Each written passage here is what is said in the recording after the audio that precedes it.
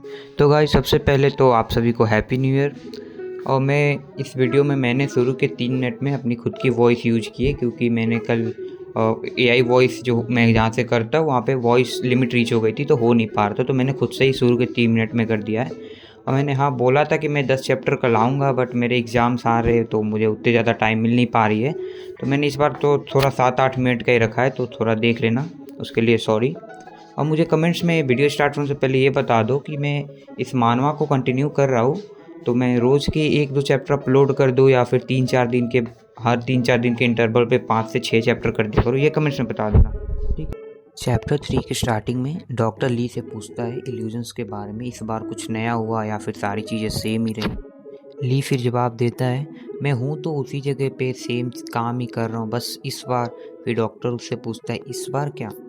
फिर ली बोलता है, क्या मैंने आपको डिसाइपल वोंग के बारे में बताया है? और इस बार तो उस टकले मास्टर ने तो एक इंसान को मेरे सामने ही मार दिया, फिर उससे दवाइयाँ बनाने लगा। लेकिन डॉक्टर चुपचाप सारी चीज़ें नोट कर रहा था।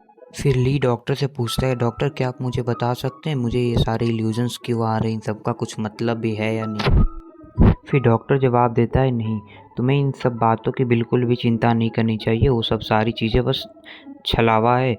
तुम्हें बस एक बात याद रखनी है, अपनी दिमागी संतुलन पे ध्यान देना है, और उन सब बातों पे बिल्कुल भी चिंता नहीं करनी है, वो सारी चीज़ें नकली हैं, उन पे कभी भी उलझ मत जाना, उनको असली मान। फिर डॉक्टर जाते जाते बोलता है, तुम्हें बस वहाँ पे जैसे चीज़ें चल रही हैं उस हिसाब से एक्टिंग करना है, यही एक तरीका है जो तुम जल्द से जल्द यहाँ से छूटोगे।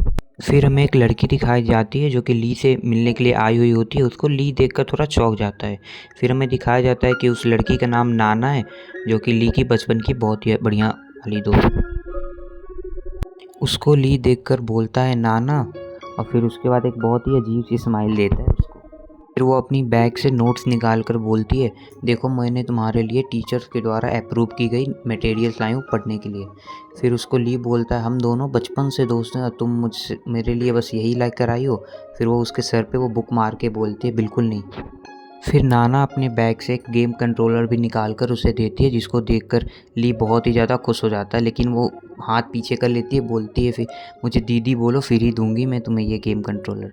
फिर उसको वो दीदी बोलता है, फिर उससे गेम कंट्रोलर लेके गेम खेलने लगता है। फिर उससे बोलता है, तुम्हें पता नहीं है इस पागल खाने में रहना बहुत ज़्यादा मुश्किल है। मैं पागल तो नहीं हूँ, लेकिन यहाँ पे घुटन बहुत ज़्यादा होती है। फिर वो दोनों थोड़ी बहुत और भी बातें करते हैं। उसके बाद ली नाना को हक करके बोलता है, मैं जल्दी ही ठीक हो जाऊंगा। फिर नाना भी बोलती है, ठीक है मैं तुम्हारा इंतज़ार करूंगी। फिर उसके बाद नाना खड़ी हो जाती है। फिर ली भी उतरते हुए बोलता है, लेट हो रहा है, चलो मैं तुम्हें बाहर तक छोड़ देता हूँ। फिर नाना बोलती है, ठीक है। ली जैसे ही खड़ा होता है उसे चक्कर आने लगते हैं। उसे फिर से लगता है कि फिर से इल्यूजन्स आ रहे। फिर वो देखता है उसके बगल में टेबल पे वही दवा बनाने वाला पतीला रखा हुआ है। वो देखकर सोचता है, ये यहाँ पे कैसे आ गया, क्या हो रहा है यहाँ पे? नाना उससे पूछती है कि ठीक तो हो ना, कुछ हो गया क्या? ली सोचता रहता है कि मैं डॉक्टर्स की सारी बातें तो मान तो रहा हूँ पिछले कुछ दिनों से, फिर भी ऐसा कैसे हो सकता है? लेकिन वो नाना की तरफ हंसते हुए बोलता है कि डर गई क्या तुम? फिर नाना वहाँ से मुंह फुलाकर जाने लगती है। नाना के पीछे पीछे ली भी बाहर आ जाता है दौड़ते दौड़ते। फिर बोलता है, नाना गुस्सा मत करो, मैं बस मजाक ही कर रहा था। फिर नाना के पीछे जाकर कहता है, सच में तो इग्नोर नहीं कर रही मुझे? फिर नाना पीछे घूमकर उससे बोलती है, चलो मैं तुमसे अगले सप्ताह मिलने आती हूँ, तब तक के लिए अपना ध्यान रखना और डॉक्टर की बातें मानना। फिर उसको बाय कर देता है ली, ओके बोल। फिर ली वापस हॉस्पिटल के अंदर आ जाता है और सोचता है, मैंने हॉस्पिटल रूम में वो मेडिसिन पेशल ज़रूर से ही देखा था, मेरी तबीयत और भी ज़्यादा ख़राब तो नहीं हो रही? फिर ली हुआंग हॉस्पिटल के कॉरिडोर में धीरे धीरे चलते हुए सोचता है। सफेद दीवारें, तेज लाइट्स और दवाइयों की हल्की गंध उसके आसपास फैली हुई है। उसके कदम चल तो रहे हैं, लेकिन उसका दिमाग कहीं और अटका हुआ है। वो सोचता है कि अगर उसकी हालत सच में बिगड़ती चली गई तो उसकी जिंदगी सिर्फ इसी हॉस्पिटल तक सीमित रह जाएगी। पढ़ाई, एग्जाम्स, फ्यूचर, सब कुछ धीरे धीरे उससे दूर होता जाएगा। उसे सबसे ज्यादा डर इस बात का है कि कहीं वो यांगना से पीछे न छूट जाए। वो खुद से कहता है कि उसे ठीक होना ही होगा किसी भी हाल में, क्योंकि अगर उसने हार मान ली तो न सिर्फ उसका सपना टूटेगा, बल्कि वो खुद भी इस दुनिया में अकेला पड़ जाएगा। यहीं से साफ दिखता है कि ली हुआंग की लड़ाई सिर्फ बीमारी से नहीं बल्कि अपने फ्यूचर और खुद की सैनिटी से भी है। ली हुआंग अचानक रुक जाता है और महसूस करता है कि उसकी शर्ट की जेब में कुछ रखा हुआ है। वो जेब में हाथ डालकर उसे बाहर निकालता है और देखता है कि उसके हाथ में लाल चिपचिपा सा पदार्थ है। उसे देखते ही वो चौंक जाता है और सोचता है कि क्या ये वही कैंडी सिरप है जो उसे पहले उस अजीब सीनियर ने दिया था। ये देखकर ली हुआंग के मन में सवाल उठता है कि जो चीजें वो अपनी भ्रमावस्थाओं यानी हेलुसिनेशंस में देखता था, क्या वे अब हकीकत में भी दिखने लगी हैं? फिर वो उस पदार्थ को उंगली से छूकर चखता है और महसूस करता है कि वो सच में मीठा है। ली हुआंग रुककर सोचता है, अगर ये सब सच है, अगर ये वाकई हकीकत है, तो इसका मतलब ये है कि उसकी भ्रमावस्थाओं में सिर्फ कैंडी सिरप ही नहीं था। इसके बाद ली हुआंग के चेहरे पर हल्की मुस्कान आ जाती है, उसकी आंखें चमकती हैं। वो समझ जाता है कि ये हालत उसके लिए एक मौका भी बन सकती है। ली हुआंग वहां वापस पहुंचने के बाद सामने खड़े लोगों से पूछता है कि क्या उनके पास मनी है। ली हुआंग साफ शब्दों में समझाने की कोशिश करता है कि उसे मनी चाहिए, जैसे सामने वाले लोग बात समझ ही नहीं पा रहे हों। वो आगे कहता है कि सिर्फ पैसे ही नहीं, गोल्ड, सिल्वर और जेड पेंडेंट्स भी चलेंगे। फिर वो ये भी जोड़ता है कि यहाँ वैसे भी उस चीज़ का कोई इस्तेमाल नहीं है, इसलिए थोड़ी देर के लिए उसे उधार दे देना ही बेहतर होगा। एक सफ़ेद बालों वाली लड़की आगे बढ़कर ली हुआंग को इशारे से अपने पास बुलाती है, जैसे वो उसे थोड़ी देर के लिए अलग से बात करना चाहती हो। लेकिन ली हुआंग रुक जाता है। वो मन ही मन सोचकर बात को वहीं छोड़ देता है। उसे एहसास होता है कि यहाँ से कुछ मिलने वाला नहीं है।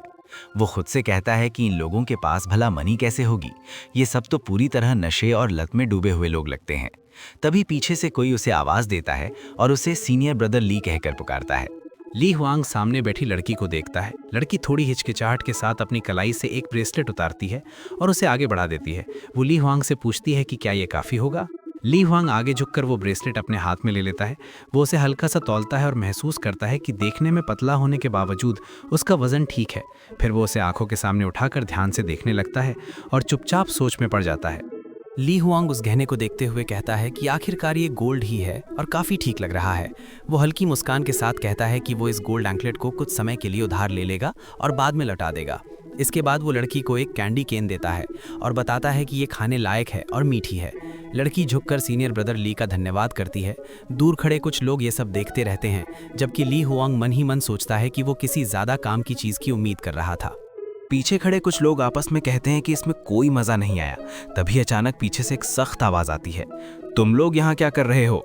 इसके बाद हमें दिखाया जाता है कि वहाँ डिसिप्लिन मैंग आ चुके हैं। उनके अचानक आ जाने से माहौल तुरंत गंभीर हो जाता है और सबकी नज़रें उन्हीं पर टिक जाती हैं। वो डिसाइपल सबको सख्त लहजे में अपने अपने काम पर लौटने को कहता है। वो चेतावनी देता है कि अगर मास्टर की दवाई में ज़रा भी गलती हुई तो वो सबको जिंदा ही मार देगा। ये सब सुनकर ली हुआंग चुपचाप उसे देखता है और मन ही मन सोचता है कि इसका नाम शायद जुआंग यांग था। तभी जुआंग यांग उसकी तरफ देखता है और उसे बुलाता है, जूनियर ब्रदर ली, अगर तुम मास्टर की दवा के काम आ जाते तो बेहतर होता। फिर उसकी नज़र ली हुआंग के गले में पड़े जेड पेंडेंट पर जाती है। वो हल्की मुस्कान के साथ सोचता है कि ये जेड पेंडेंट काफ़ी अच्छा है और बहुत जल्द ये उसी का होने वाला है। उधर उस रात करीब 3 AM ली हुआंग चुपचाप जुआन यांग की केव के बाहर पहुंचता है। वो बिना किसी रुकावट के अंदर घुस जाता है और जेड पेंडेंट चुरा लेता है। बाहर निकलते हुए वो मन ही मन सोचता है कि उसे उम्मीद नहीं थी काम इतना आसानी से हो जाएगा। लगता है आज जुआन यांग अपनी केव में मौजूद नहीं है। लेकिन तभी आगे उसे हल्की सी रोशनी दिखाई देती है। ये देखकर ली हुआंग रुक जाता है और धीरे से खुद से कहता है कि शायद सामने कोई मौजूद है।